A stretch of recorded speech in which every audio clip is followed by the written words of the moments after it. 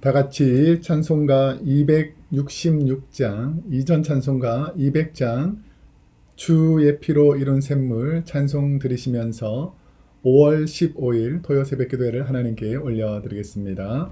다 같이 찬송가 266장, 이전 찬송가는 200장, 주의 피로 이룬 샘물, 우리 한번 하나님께 찬송하겠습니다.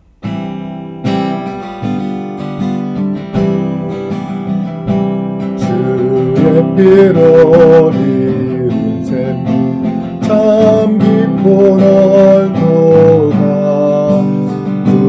구원하는 그 신사랑 다 찬송할지라. 찬송하세 주의 보혈 그 샘에 지금 나가 죄의 깊이 퍼진 이 몸 그 피로 씻어 맑히네.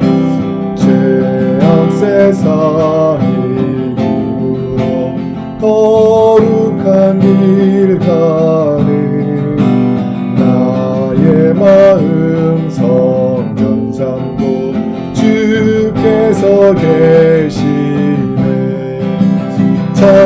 찬송하세 주의 보혈 그 샘에 지금 나가 죄의 깊이 퍼진 이 몸 그 피로 씻어 맑히네.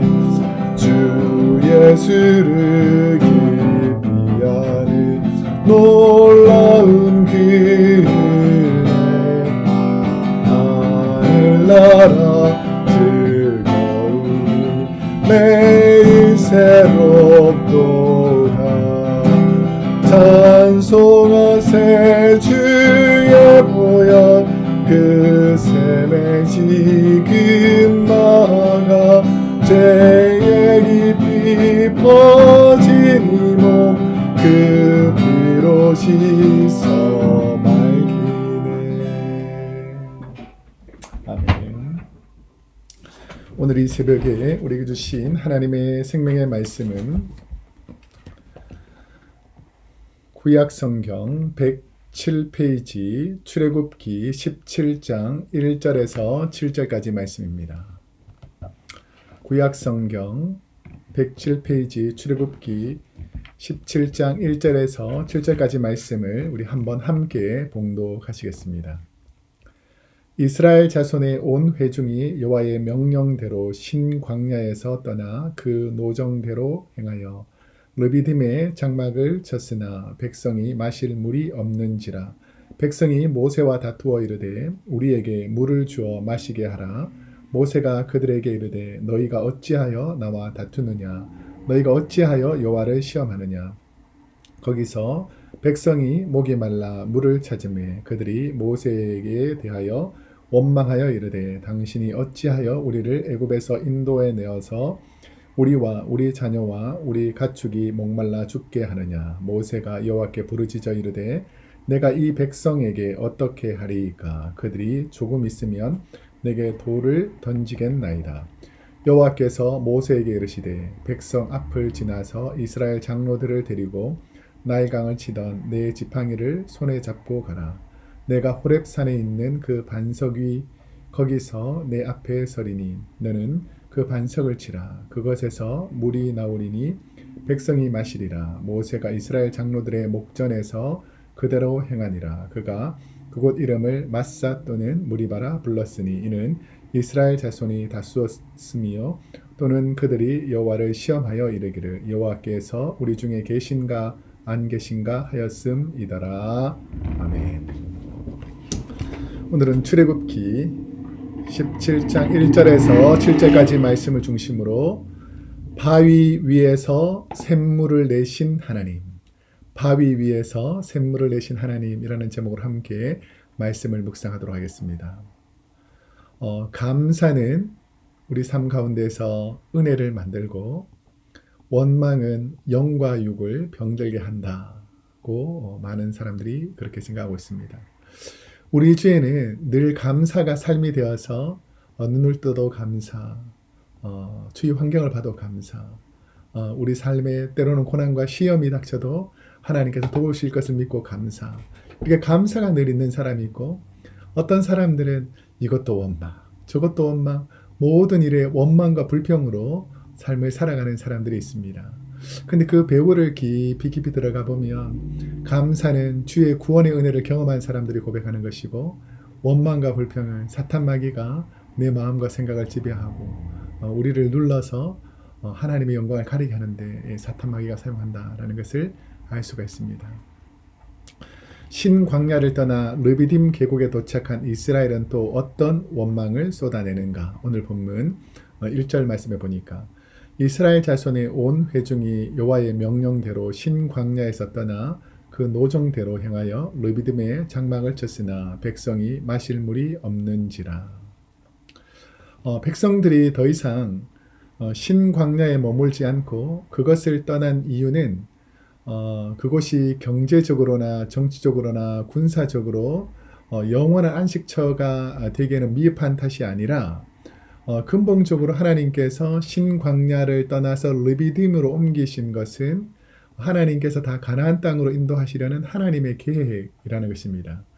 우리의 삶도 되돌아보면 우리가 원하는 대로, 내가 원하는 대로 살아가는 것 같지만 다 하나님께서 인도해 주시는 삶이다 라고 고백할 때가 한두 번이 아니지 않습니까?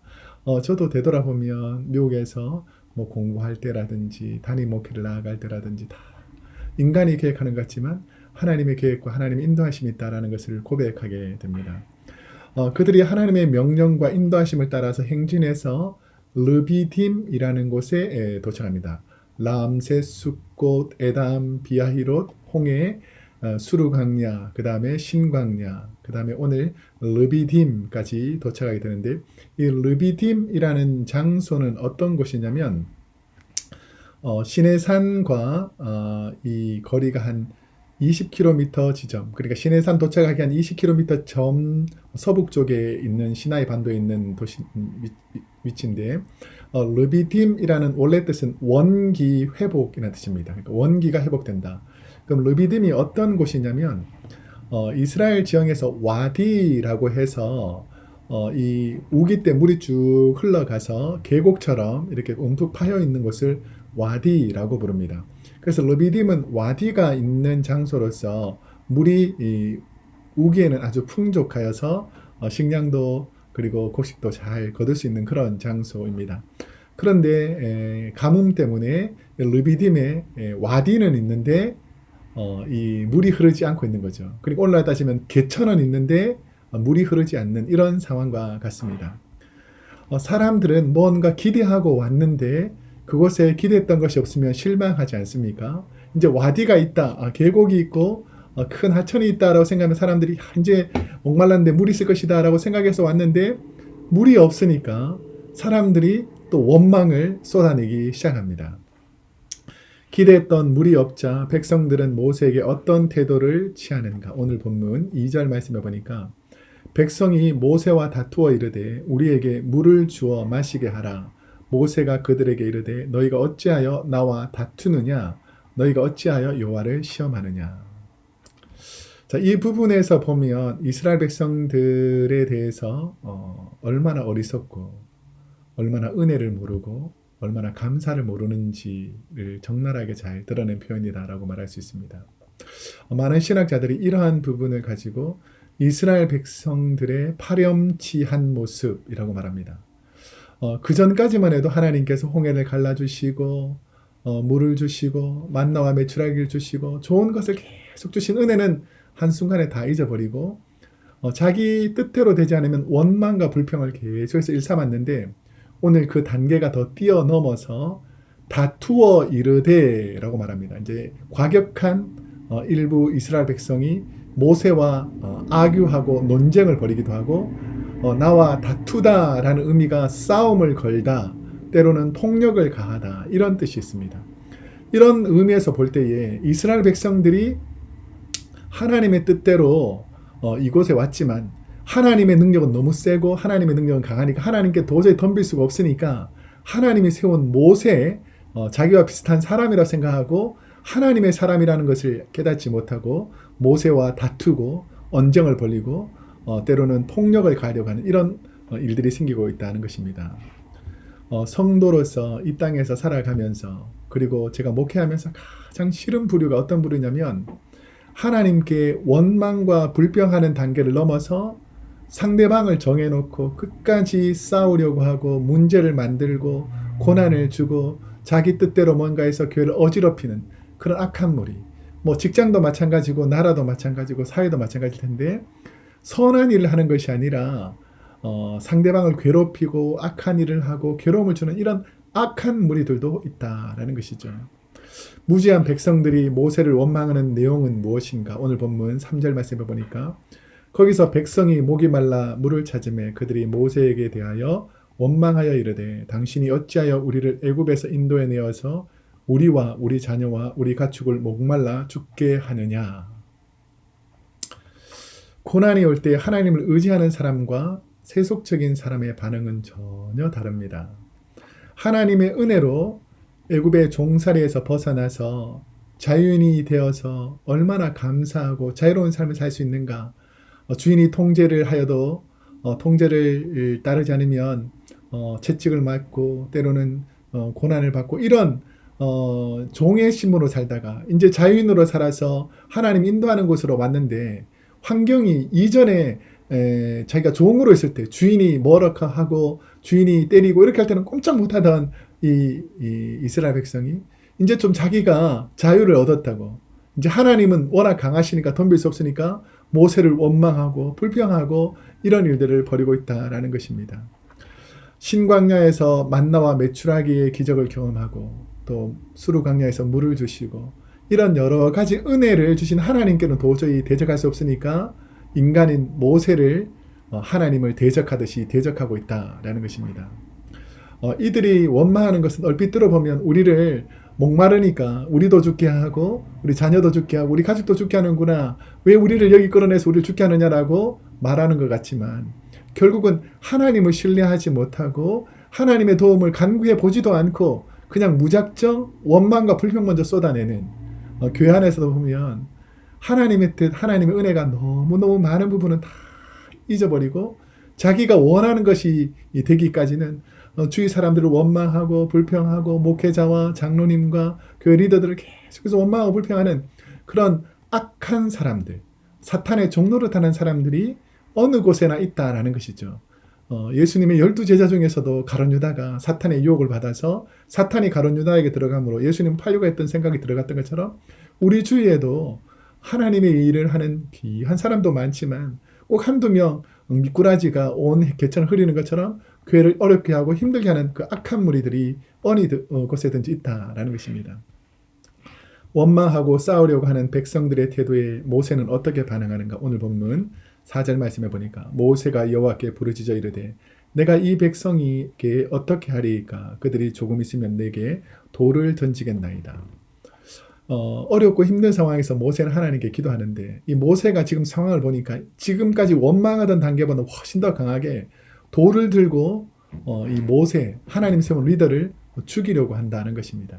마치 예수님 당시에 대제사장 서기관 바리새인들처럼 예수님의 권위를 인정하지 않고 오히려 예수님을 십자가에 못 박으라고 사람들을 선동하듯이 이 악한 세력들은 하나님의 일을 하는 하나님의 사람들을 공격하고 힘들게 만든다는 것입니다.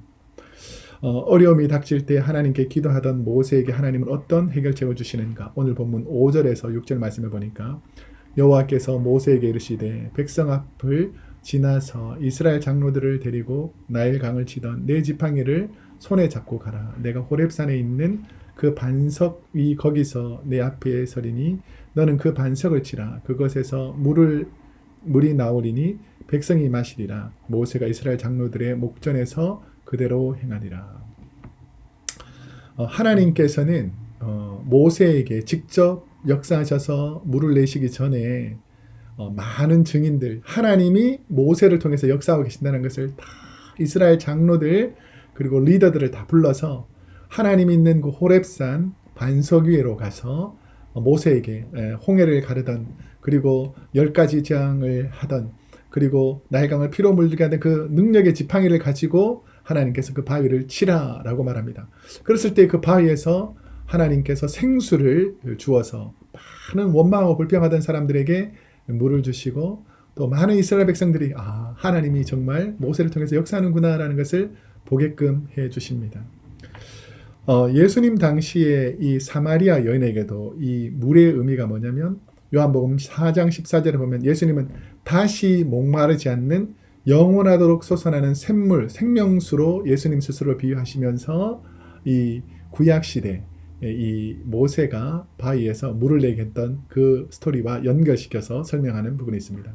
고린도전서 10장 4절에서도 모세가 반석에서 샘물을 낸 기적에 대해서 바위에서 나온 샘물, 신령한 음료라고 비유하면서 신령한 음료, 이 생명수를 내는 이 바위를 예수 그리스도라고 소개합니다. 이처럼 우리 삶 가운데에서 목말라 힘들할 때에 하나님께서 능력 주시면 이 말씀을 통해서 생수 되신 예수님을 통해서 우리의 목마름을 풀어주신다는 것이죠. 하나님은 반석에서 물을 낸 곳에 어떤 이름을 지으셨는가? 오늘 본문 7절 말씀에 보니까 그가 그곳 이름을 마사 또는 무리바라 불렀으니 이는 이스라엘 자손이 다투었으며 또는 그들이 여호와를 시험하여 이르기를 여호와께서 우리 중에 계신가 안 계신가 하였습니다라. 이 마사라는 히브리어는 시험하다라는 말에서 어근을 뒀고 그 다음에 시험, 유혹을 의미하고 있습니다. 그리고 무리바라는 단어는 다투다라는 말에서 나온 것인데 다툼과 논쟁이라는 것이죠. 그래서 이스라엘 백성들은 하나님이 계신가 안 계신가에 대해서 기적을 베풀어라. 그러면 우리 하나님 믿겠다. 이런 초보적인 신앙. 그리고 뭔가 내게 능력을 보여주면 믿겠다. 아니면 창자국 난 이 옆구리나 이 못자국 난 손을 만져보면 믿겠다는 그 도마의 초보적인 신앙을 생각할 수 있습니다. 그런데 하나님께서는 우리에게 감사한 것이 그렇게 원망하고 불평하는 백성이라고 할지라도 리더십을 모세를 통해 세워서 그들을 죄악 가운데서 인도해 내시려고 하신다는 것입니다. 마치 우리 자녀가 세상 가운데서 죄악을 짓고 방하고 있다고 해서 부모가 포기하지 않지 않습니까? 그처럼 하나님께서 포기하지 않으시고 우리에게 기회를 주신 것이 하나님의 은혜이죠. 오늘 우리가 삶 가운데 하나님과 교회와 성도와 목회자와 우리 교회 리더들을 원망하고 불평하는 어리석은 사탄의 종로로 타는 사람들과 어울리지 마시고 찬송하고 기도하고 예배하고 하나님의 은혜에 있는 그런 분들과 함께 동행할 수 있기를 축복합니다. 기도하겠습니다. 사랑과 은혜가 풍성하신 하나님, 사탄 마귀는 늘 원망과 불평을 일삼는 연약한 자들을 노리고 있지만 하나님은 늘 그 원망과 불평을 그치고 하나님께 기도하는 자들에게 은혜를 내려주시는 사랑의 하나님이신 줄로 믿습니다. 오늘 우리 사랑하는 성도님들 은혜 안에 있게 하여 주옵소서. 예수님의 이름으로 기도드립니다. 아멘. 사랑하는 성도 여러분, 오늘 하루도 하나님의 은혜 안에 있기를 축복합니다.